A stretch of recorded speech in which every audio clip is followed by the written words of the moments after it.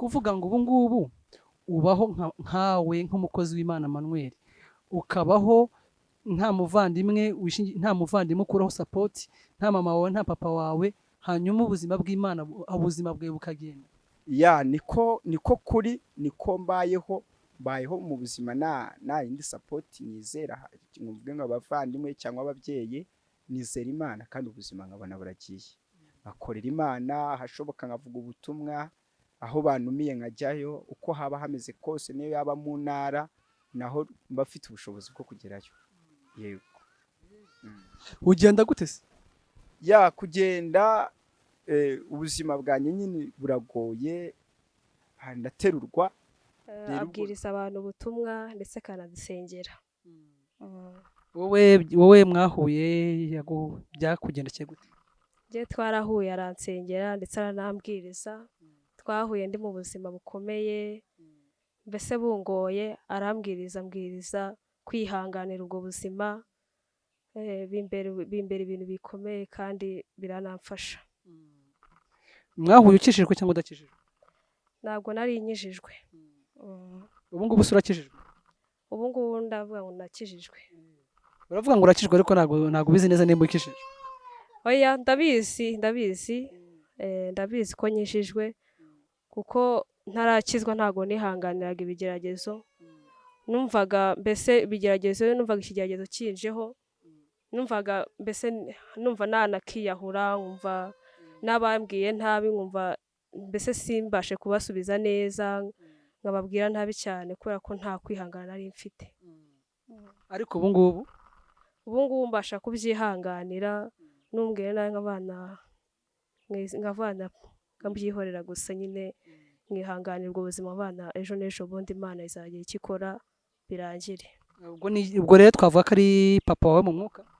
Ni papa wanjye mu mwuka, ndamukunda cyane. Niki wamubwira ubu ngubu? Icyo namubwira gusa, uyu mukozi w'Imana umuzihi? Uyu mukozi w'Imana muziho ko avuga ineza y'Imana, agasengera n'abantu bafite ibibazo bigasubizwa. Wowe yaragusengeye se? Nanjye yaransengeye rwose. Byari bimeze bite? Yansengeye, urugo rwanjye rwari rugiye gusenyuka, anyigisha uko agomba kwitwara, anyigisha ko agomba guca bugufi mu rugo, anyigisha no kwizera, ibintu mbona biciyemo. Neza ubu ngubu urugo rurahari, ibintu byaciyemo? Urugo rurahari, ibintu byaciyemo. Ubona rushiki abandi bakozi b'Imana?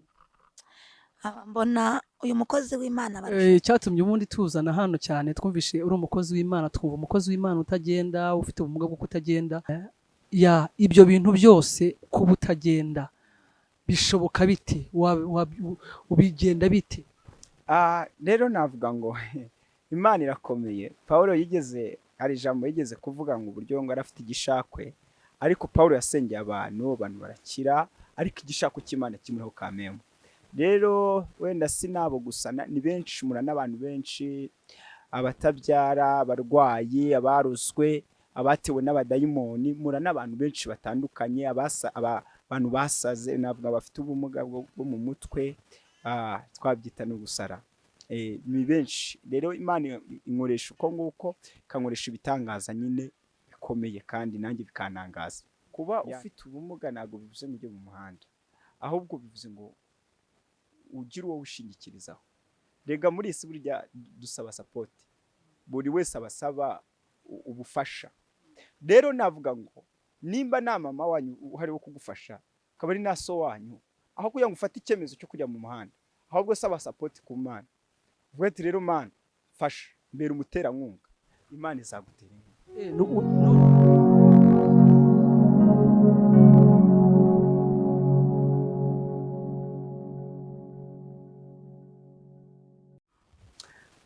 Ni wa muhungu wanyu Patrick, ndabasuhuje mwese abadukurikirana cyane kuri channel IHIRWE TV.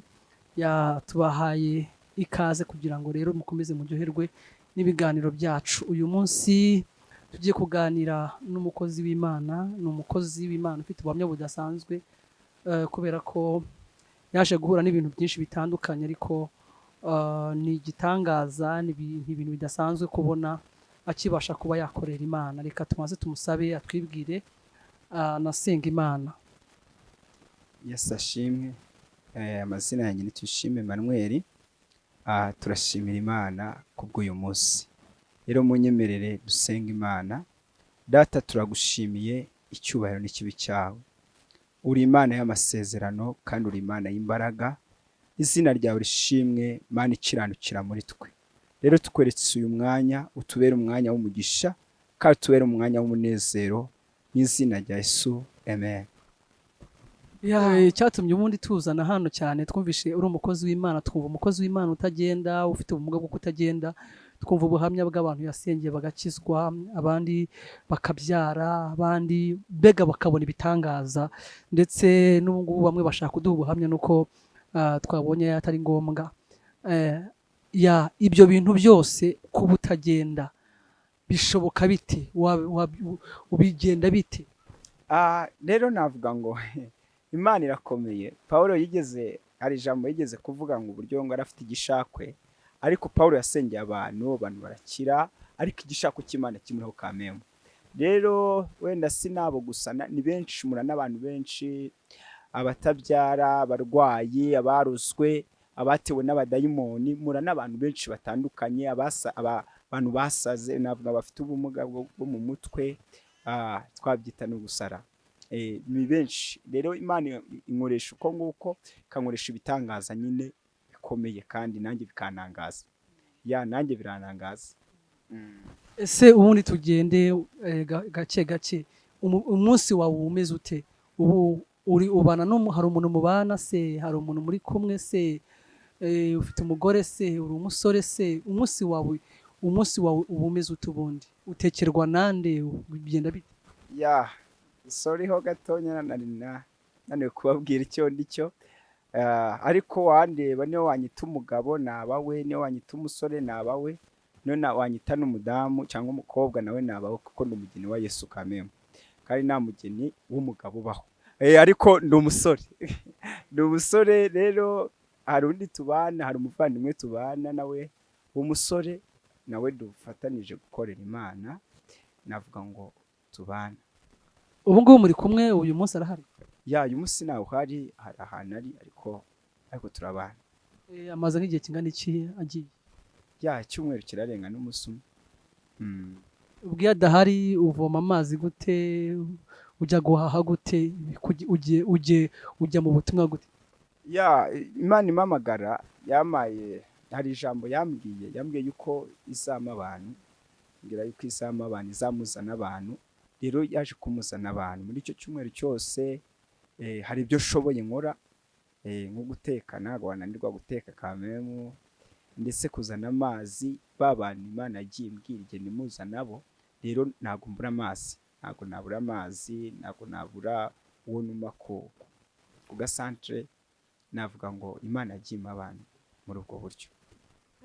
Ndumva ko Imana yagiye guha abantu. None se ntukora, kandi nabonye uri umukozi w'Imana utajya uturisha, nibura ngo abantu baguha amafaranga, ubasha kubona ibigutunga gute?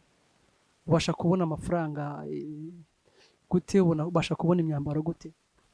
Mu bibaho bwo ntabwo mbikunda no guturisha ndetse no gusaba amafaranga, nabyo ntabwo mbikunda.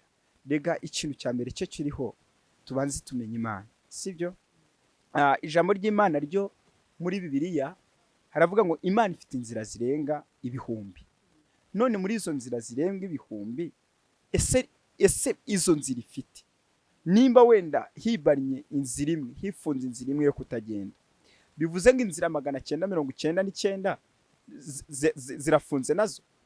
Bivuze ngo rero nimba inzira yo kutagenda imwe ifunzwe, hari izindi nzira 999 zihari Imana yanyuramo nkabaho. Rero mbyizera uko, kandi bikabaho, nkabona ibyo kurya, nkabona imyambaro, navuga ngo ubuzima bugakomeza. Yes. None ubundi tuzi ko abantu bafite ubwo bumuga usanga bari ku muhanda bari gusabiriza, ariko wowe ntago ujya gusabiriza. Ni izo mbaraga wazikuye he zo kuvuga ngo ngiye kwishingikiriza ku Mana gusa? Izo mbaraga nazikuye mu kwizera ijambo ry'Imana, ah, ijambo ry'Imana hari umuntu Yesu yagezeho ngo yari afite ikibazo cyo kutareba, ngo abigishwa baramubaza ngo niwe waba warakoze icyaha cyangwa n'ababyeyi be, ngo aravuga ati uyu nguyu nta cyaha yigeze akora, ngo ni ukugira ngo imirimo y'Imana yubahirizwe muri we. Rero bivuze ngo imbaraga hano nzikura muri uko kwizera kuvuga ngo Imana ni ukugira ngo imirimo yayo yerekane muri njye, imirimo y'Imana yerekane muri njye. Niyo mpamvu nagira kuvuga ngo njye ku muhanda, uvuga ngo wizera Imana, akawunga kakaza, amafaranga akaza, amakara akaza. Yes pe, ni ibintu bishoboka. N'abantu wenda badukurikiranye barabizi. Urebye hano muri Kigali akawunga kirirwa gashaka abantu ahubwo karanababuze. Amakara yigwa azenguruka n'imodoka murazibona. Rero ndizera Imana ifite muri izo nzira igaca inzira pe, kandi bikagenda neza. Ariko se bigenda bite? Uricara kakava mu ijuru, uricara kakava ikuzimu, kava he? Kozi w'Imana hano Patrick arasekeje. Bible iravuga ngo abiringiye Uwiteka bameze nk'umusozi wa Siyoni utabasha kunyeganyerwa, ngo nk'uko imisozi gose Yerusalemu ngo niko Uwiteka guta abantu be, uhereye none ukageza iteka ryose. None nimba Imana ingose, Imana ubwayo nimba ingose, yanyuma akawunga. Kandi Bibiliya ikavuga ngo ubwo yatanze umwana wayo w'ikinege ikamutanga ku bwanyu, izaburute kuduhana n'ibindi byose. Nimba aratanze Yesu Kristo, yaburute kuduhana n'ako kawunga, yaburute kuduhana n'uwo muceri, yaburute kuduhana n'ibyo ngibyo tubona hano kuri iyi si. Rero ndizera Imana muri za nzira zayo, nanjye sinzi ukuntu ibigenza, gusa munambaho. Yes. Ubwo ushatse kuvuga yuko hagize abantu wenda bafite ikibazo cy'umuga runaka, wenda bari ku muhanda hirya no hino, bagasenga Imana, babaho? Buriya wenda na leta yacu iri kugenda nabyo ibica. Kuba ufite ubumuga ntabwo bivuze ngo ujye mu muhanda, ahubwo bivuze ngo ugire uwo ushingikirizaho. Rega muri isi burya dusaba support, buri wese abasaba ubufasha. Rero navuga ngo nimba nta mama wanyu uhari wo kugufasha, akaba ari na so wanyu, aho kugira ngo ufate icyemezo cyo kujya mu muhanda, ahubwo saba support ku Mana. Vuga ati rero Mana fasha, mbere umuterankunga, Imana izagutera inkunga. Noneho wowe nta papa ugira, nta mama ugira? Abo bagiye kera, yewe bagiye naranakizwa. Pole sana, mwihangane. Baragenda hanyuma ubuzima buratangira buragukaranga. Ubuzima bwarangaranze, gukarangwaho n'ibyabura, kunyura mu buzima bubi kamemu bibaho. Ndetse nk'umukozi w'Imana ibaze nawe kubaho mu buzima utagenda, unyura mu buzima bw'inzara, ukanyura mu buzima bwo kubura hepfo na ruguru. Ariko abazi Imana yabo bazakomera, nibamara gukomera bazakora iby'ubutwari. Rero kuko nzi Imana ndakomeye, kandi nawe urabibona ko nkomeye. Ni ukuvuga ngo ubu ngubu ubaho nkawe nk'umukozi w'Imana Manuel, ukabaho nta muvandimwe ukuraho support, nta mama wawe, nta papa wawe, hanyuma ubuzima bw'Imana, ubuzima bwawe bukagenda. Niko kuri, niko mbayeho mu buzima na indi support nizera, mvuge nk'abavandimwe cyangwa ababyeyi, nizera Imana kandi ubuzima nkabona buragiye. Akorera Imana hashoboka, nkavuga ubutumwa aho banumiye nkajyayo, uko haba hameze kose, niyo yaba mu ntara, naho mbafite ubushobozi bwo kugerayo. Yego. Ugenda gute se? Kugenda ubuzima bwanjye nyine buragoye, ndaterurwa. Rero ubwo navuga ngo njyana n'umuvandimwe tukagenda, dufatanyije gukorera Imana, tukajyayo tugasenga. Ubu se ubure ntawe uhari, bigiye kugenda bigenda bite? Ubu ntawe uhari. Ubuzima reka nkubwize ukuri mukozi w'Imana, ko namenye amakuru yuko kuwa mbere hari ahantu bari kujya. Wagiyeyo se? Ntago nagiyeyo bitewe n'ibihe nari mfite cyangwa mfite, cyangwa nuko wabuze kujya. Ntago uburyo bwari kubura, ntago bwabura. Ntago kuvuga ngo umuntu ntahari, nakubwiye ngo nizera Imana kenshi cyane. Rero Imana nizeye ibifite guca inzira uko bwije nuko bukeye. Rero navuga ngo y'inzira imwe ifunze mbazi yuko hari izindi nzira zihari rero yo nshaka kujyayo ntari kujyayo ya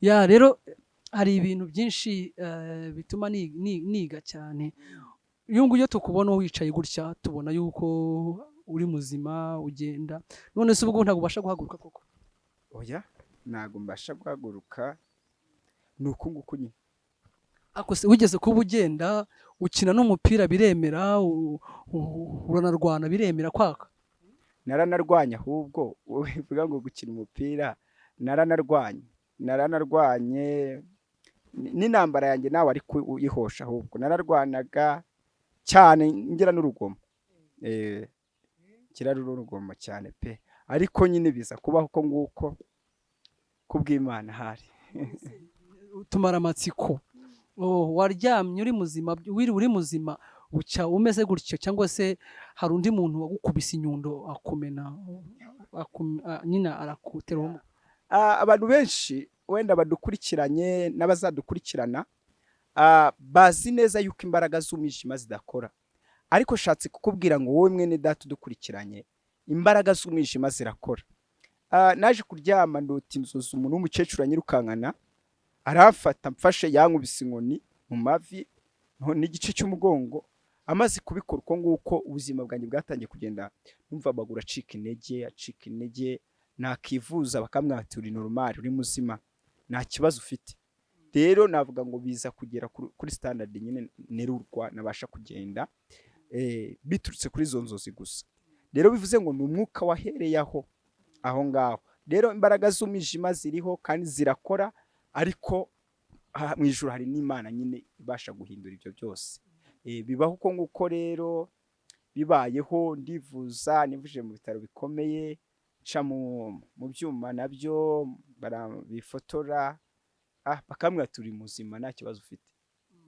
bakamwata amagufwa ni mazima imitsi ni mizima hari n'umuzungu yewe wigeze kubimbwira arambwa ati ahubwo tubonye mu bigaragara urarwaye ariko igitumye urwana ntacyo tuzi rero ugenda usenga ati natwe tuzagufasha gusenga nimba gisenga ntabyo nzi agisenga ntabyo nzi ushaka kuvuga ngo ahari n'ubushake bw'Imana ya byashoboka kuko navuga ngo ijya yemera ko byose bitugeraho kugira ngo yihishirize icyubahiro muri twe hari ahantu ngera hari abantu benshi nkunze guhura nabo ugasanga bari kurera babawe ugasanga hari n'abandi basubijwemo ibyiringiro n'imbaraga z'uko bambonye ndi gukorera Imana wenda bo baracitse intege nawe waba udukurikiranye waba ufite amaguru mazima ugenda ufite amaboko mazima korera Imana uyu munsi ejo ntabwo uzi uko uzaba umeze hari uryamye mu bitaro CHUK udafite uburyo bwo kugira ute bwo kuva aho ngaho mu bitaro nawe ari kuvuga ati Imana unkwe kuri iki gitanda ndyamyeho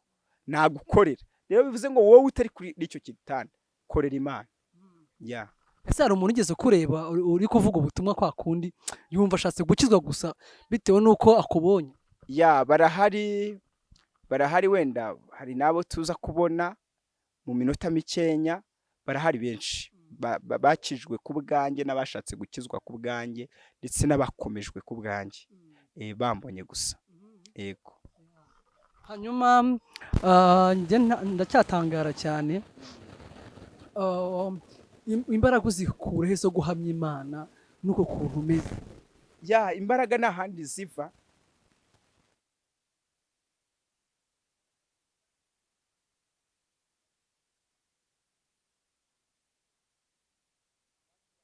bagiye bahura n'ibigeragezo bagenda bahura n'intambara bagenda bahura n'amakuba ariko bahamya Imana ikindi cya kabiri Bibiliya yavuga ngo icyakora muzahabwa imbaraga umwuka wera nabamanukira ngo muzaba abagabo kumamiriza Yerusalemu ni Yudaya rero imbaraga nta handi zikura kuko nuzuye umwuka wera yes none se turimo kugira ngo wenda twumve n'abandi cyangwa se n'ibindi niki ubona abakristo bakwiriye kino gihe bigendewe n'ukuntu umeze na situation ihari niki ubona abakristo bakwiriye ya abakristo bakwiriye ikintu kimwe cy'ingenzi bakwiriye kwiga kubana n'Imana mu gihe cyose barimo kubera yuko abakristo benshi babanye n'Imana, abenshi bayishaka amazu, abandi bayishakaho wenda abagore cyangwa abagabo cyangwa ubuzima bwiza. Ariko mu gihe ibyo byose bitari byaza, ukwiye gukomeza kubana n'Imana, ukamenya yuko ari Imana yawe, ugakomeza kwikiranukira. Kubera yuko ntabwo Imana izaba Imana yanjye kuko ndi kugenda gusa, ahubwo izaba Imana igihe cyose naba ndimo, yitwa Imana yanjye. Yes, rero ikintu nabwira abakristo ni kimwe, ni ukugira ngo bamenye kubana n'Imana mu gihe cyose baba barimo. Yego. Ubona bino bihe biri kwangiza cyangwa se ubona abakozi b'Imana muri ino minsi, ubona abakozi b'Imana bashyize imbere iki? Ubona bagikorera Imana neza? Abakozi b'Imana iyo mbyitegereje nkabireba, mbona bamaze gushira cyane cyane imbere ubutunzi n'indamu, kamemu n'indamu. Ariko navuga ngo ni igihe kibi tugezemo, ni igihe cy'ubuhenebere kigoye. Ariko ntabwo dukwiye kwigisha abantu isi, kuko muri iyi minsi abantu bari kwigisha abantu isi. Dukwiye kwigisha abantu aho bavuye. Burya ahangaha turi kuhava tujya iwacu, dusubira aho twavuye. Rero bivuze ngo abakozi b'Imana muri iyi minsi bibanze cyane aho tuzava, ntabwo bibanze cyane aho tuzajya. Ariko navuga ni twibande cyane aho tuzajya, kuko hano turi kuhava. Uko uzahava kose uzahava, wahava ukize uzahava, wahava ukenye uzahava. Icyambere uzahava urinde, ugomba kuhava rero ukiranutse, nicyo cy'ingenzi. Hanyuma ngiye kukubaza akantu, tuvuye mu bintu by'ijambo ry'Imana cyane ko turacyaririmo. Ukomeze ugize utereta umukobwa? Urasekeje, icyo twaba tukihoreza. Kadasubize, wigeze uvuga ati ngewe ngiye gutereta umukobwa? Kubera se wenda uvuze ngo yanyaga oya guteretaho, narabivuze. Umaze gutereta nk'abangahe? Ngenda hari ibintu mburamo, nkavuga ati iki ngiki kuko nakibona reka mbe mburetse mbe nuje, ariko ni mu nzira nzabatumira. Nzabatumira ndi mu nzira. Yes. Hanyuma ujya ubona ukabona se iyo uteretse umukobwa, ujya ubona ukabona ahise abyemera akagufata nkaho nta kibazo ufite? Sinzi ukuntu Imana yabigenje. Imana yabigenje imbere y'abantu ndi muzima, imbere y'abantu ndi muzima. Abantu benshi bakuze kumfata nkaho ndi muzima, sinzi. Kandi koko none se umuntu ubasha kubwira abantu bakomeye gutya nabonye bakakumva, cyangwa byakunda? Oya, hakomeye Yesu muri nge, hakomeye Yesu muri nge. Ariko burya ikintu Yesu yashatse cyabaho. N'uwo mukobwa yabishatse wamutereta akemera. Ni nk'uko hari abantu bafite amaguru batereta nabo bikanga. Rero mu buzima bwose nyine. Ariko ubwo hari wakubwiye, umukobwa wakubwiye ati ndi tayari rwose, igihe uzambwira ngo tugende mu murenge ndatayari? Ndi kumva ahubwo ugiye kujyana mu bukwe vuba, ariko ndi bugufi, ndi inyuma yawe, nzaza, ndaje nkukurikiye. None se bibaye ngombwa ko ubundi harabura iki kugira ngo ukore ubukwe? Ibibura byo ni byinshi, ariko Mana yanjye we, harabura iki kugira ngo nkore ubukwe? Kubera ko impamvu urabona ukeneye umufasha. Uriya musore nk'ubu yagira ngo dushobora kubona tukabona hagarutse, uri ugufasha hano. None se atagarutse, urabona the solution ni uko washaka umugore. None urabura iki kugira ngo ushake umugore? Ndabura igihe, nicyo kibura. Igihe nikigera bizabaho. Igihe nka ryari? saa tanu zazitaha. Ariko gatandatu cyokora saa 3 gusaba no gukwa no saa 8 gusezerana. Ariko igihe cy'Imana yashize ikavuga ati igihe n'iki ngiki ugomba gukora ubukwe, igihe n'iki. Reka kandi nta kintu nabihinduraho. Ubu inkwano yibitseho, amafaranga yibitseho, nta kibazo yibitseho. Ariko hari data nyine uzansabira ari we Mana. Burara zifite yazibitseho, igihe n'iki kera azajya kunsabira. ariko abarokore kubera iki iyo mudafite ikintu uvuga ngo ufite data? Ya nuko umwana iteka n'iteka ahora yizeye ubushobozi muri se. Niyo mpamvu tuvuga ngo dufite data. Ubwo twizeye ubushobozi bwa data nibwo tuba twishingikirijeho kameme. Ubwo bushobozi bwe, izo mbaraga ze nizo tuba twiringiye. Rero ubwo izo mbaraga igihe nikigera azansabira nubake. Ubwo harabura igihe cya data ariko uri tayari wahita urongo. Nge ndi tayari nta kibazo. Ubwo igihe cye nikigera bizabaho. Yego. Ubagize wenda nk'umukobwa kubona kavuga ati kweri ngewe nemeye kubana n'uriya musore, hanyuma nizere ko yakapurayinga, ndizera ko yabona igisubizo cyiza. Igisubizo kizaturuka muri nge cyane cyo kureba uwo mukobwa akavuga ati birakwiye, ariko cyane cyane nyine nakubwiye ngo data Imana niyo ibiza urugendo rw'umuntu. Ubwo nzabona nabyo bibayeho, kandi uzabimenya, uzaba ubizi. Ariko twizere ko hazaba ari ubukwe bwiza. Imana yabikubwiye? Imana yarabimbwiye byo cyane, buzaba ari bwiza, n'abadukurikiranye tuzabatumira bazabutaha kubera Imana. Barebe ukuntu Yesu ajya abigenza neza. Yesu ajya abigenza neza. Twaramubonye twaramubonye igihe kimwe, nawe dukurikiranye waba warabonye Yesu, twaramubonye n'ukuri ajya akora ibikomeye. Ariko uvuga nk'ibitangaza nka bibiri Imana gukoreye ukavuga ati kweri iyi ni Imana vrema? Igitangaza cya mbere nabonye ni ukubaho mu buzima bwo gukodesha nagenda kandi nkodesha ngewe nishyura. Landlord ntaze kukwishyuza ukamukibwiriza? Mwibwiriza nkama amafaranga. Ikindi gitangaza wayakuye he sasa? Nyine nanjye nakubwiye ngo muri za nzira zirenze ibihumbi Imana nkabona icishijemo gusa nkabona amafaranga nkishyura muri uyu mujyi wa Kigali. Ikindi gitangaza cya kabiri ni ukubona ngaburira abantu barenze 3 barenze 4 njyewe. Kabagaburira nk'iminsi ngaburira hari nabo nagaburiye nk'iminsi 3 cyangwa icyumweru, barahari benshi. Ahubwo hari nabo numvishije ngo wishyurira inzu yo gukodesha, ukabareba ukavuga ati kambishyurire. Imana ibyemeye, dukora umurimo w'Imana. Hari nabo nishyuriye amashuri bariga. Imana imblessinze. Imana niguha umugisha uzifushize nawe kubera abandi umugisha.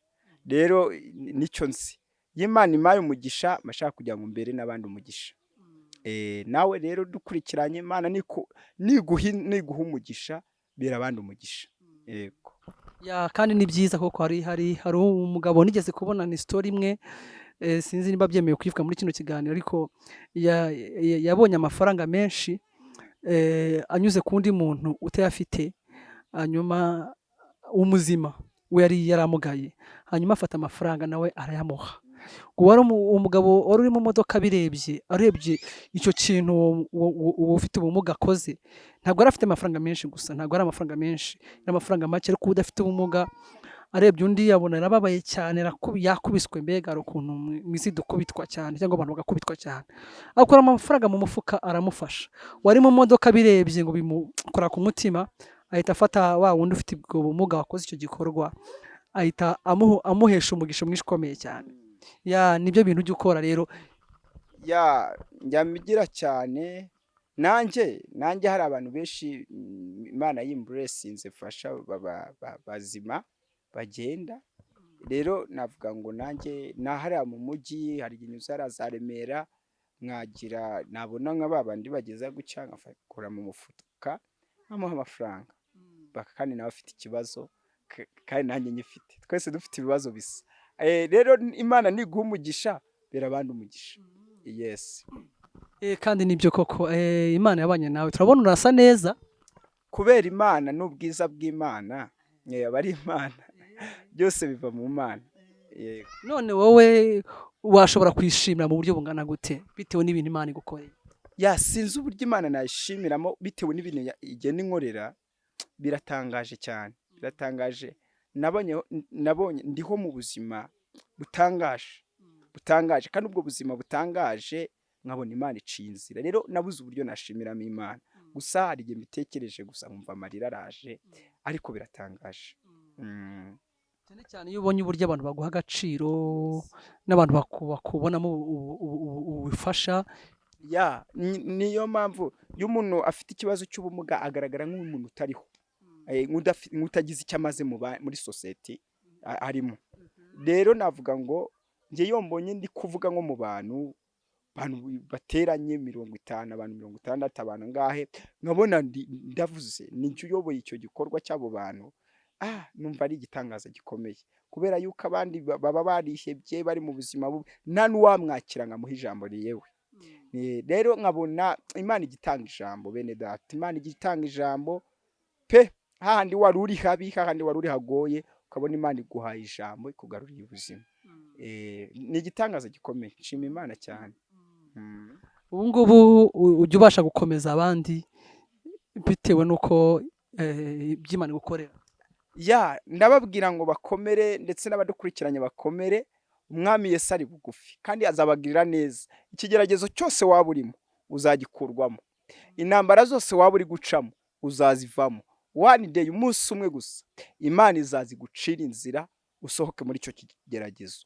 Nk'uko Lazaro atarabizi neza ko yava mu gituro, ariko umunsi umwe, akanya kamwe, isaha imwe, navuga ngo umunota umwe, Lazaro akava mu gituro, niko nawe ikigeragezo waba urimo uyu munsi wagikurwamo mu gihe gitonya cyane. Rero nkunze gukomeza abantu muri ubwo buryo. Ese wizera ko hari umunsi uzahaguruka, cyangwa wizera ko ubushake bw'Imana buzatuma uzaba ari gutyo na gutyo na gutyo? Keretse habayeho ubushake bw'Imana, ariko amakuru mfite 100% no guhaguruka, nkongera nkagenda. Keretse habayeho ubushake bw'Imana, ariko amakuru cyane no guhaguruka, kuko nabyo yambwiye guhaguruka. Ubwo se ubushake si uguhaguruka? Ubushake no guhaguruka, yego. Keretse bihinduye se? Ntabwo Imana ijya yihinduka. Gahunda no guhaguruka. Ntabwo Imana ijya yihinduka. Gahunda no guhaguruka. Gusa wenda mu gihe bitaraba turacyayitegereje, kandi tuzava mu buntu bwayo, ariko gahunda ni icyo gitangaza gihari. Reka tugire umuntu tuganira nawe mu bakristo mukorana umurimo hano. Abwiriza abantu ubutumwa ndetse akanadusengera. Wowe mwahuye byakugendekeye gute? Njye twarahuye, aransengera ndetse aranambwiriza. Twahuye ndi mu buzima bukomeye, mbese bungoye, ambwiriza kwihanganira ubwo buzima, bimbere ibintu bikomeye kandi biranamfasha. Mwahuye ukishijwe cyangwa udakishijwe? Ntabwo nari inyijijwe. Ubu ngubu urakijijwe? Ubu ngubu ndavuga ngo nakijijwe. Uravuga ngo urakijijwe, ariko ntabwo ubizi neza nimba ukijijwe. Oya, ndabizi ko nyishijwe, kuko ntarakizwa ntabwo nihanganiraga ibigeragezo. Numvaga mbese ibigeragezo, numvaga ikigeragezo kinjeho, numva nanakiyahura, nkumva n'abambwiye ntabi, nkumva mbese simbashe kubasubiza neza, nkababwira ntabi cyane kubera ko nta kwihangana nari mfite. Ariko ubu ngubu mbasha kubyihanganira, numbwira nawe nk'abana nkabyihorera gusa, nyine nkihanganira ubwo buzima abana, ejo n'ejo bundi Imana izagira icyo ikora birangire. Ubwo rero twavuga ko ari papa wawe mu mwuka? Ni papa wanjye mu mwuka, ndamukunda cyane. N'iki wamubwira ubu ngubu? Icyo namubwira gusa, namubwira ngo akomeze ajye imbere, agumye mu buntu bw'Imana, kuko twese dufasha byinshi, sinjye gusa n'abandi babivuga, ariko ni ukuri njyewe kuva nahura nawe akambwiriza ubutumwa bwiza, muri njye nabonye amahoro. Tuvuge ngo warakoze? Ni ukuri yarakoze, Imana imuhe umugisha. Hanyuma witwa nde? Nitwa Tete wabo Francine. Uyu mukozi w'Imana umuzihi? Uyu mukozi w'Imana muziho ko avuga ineza y'Imana, agasengera n'abantu bafite ibibazo bigasubizwa. Wowe yaragusengeye se? Nanjye yaransengeye rwose. Byari bimeze bite? yansengeye urugo rwanjye rwari rugiye gusenyuka, anyigisha uko agomba kwitwara, anyigisha ko agomba guca bugufi mu rugo, anyigisha no kwizera, ibintu mbona biciyemo. neza ubu ngubu urugo rurahari ibintu byaciyemo. Urugo rurahari ibintu byaciyemo. Ubona arusha iki abandi bakozi b'Imana? Mbona uyu mukozi w'Imana barusha byinshi, kubera yuko we hari abakozi b'Imana bari muri iyi minsi ya none dukurikira, twageraho bakatwaka amafaranga ariko ntabwo wajya akoresha ubwo buryo. None ubishobora ute kuba waza ukicara ku muntu utagenda hanyuma ukumva ibyo akubwira ukanabyizera? Impamvu ni uko nabonye Imana imurimo ikora, kuko namuje imbere mfite icyifuzo cy'urugo, urugo mbona aransengeye, mbona rurubakitse, niyo mpamvu rero nanjye zera. Hanyuma rero turimo turajya ku musozo, n'iki wasaba abadukurikiye? Icyo nasaba abadukurikiye ni kimwe, ni ugushishikara cyane cyane kumenya Imana. Kumenya Imana, kuko abantu muri iyi minsi sinzi uburyo bazimo Imana cyangwa bigishijwe Imana, usanga benshi batazi Imana. Ugasanga umuntu nagazi icyo yasigarijwe. Mbere ya byose banza umenye icyo wasigarijwe.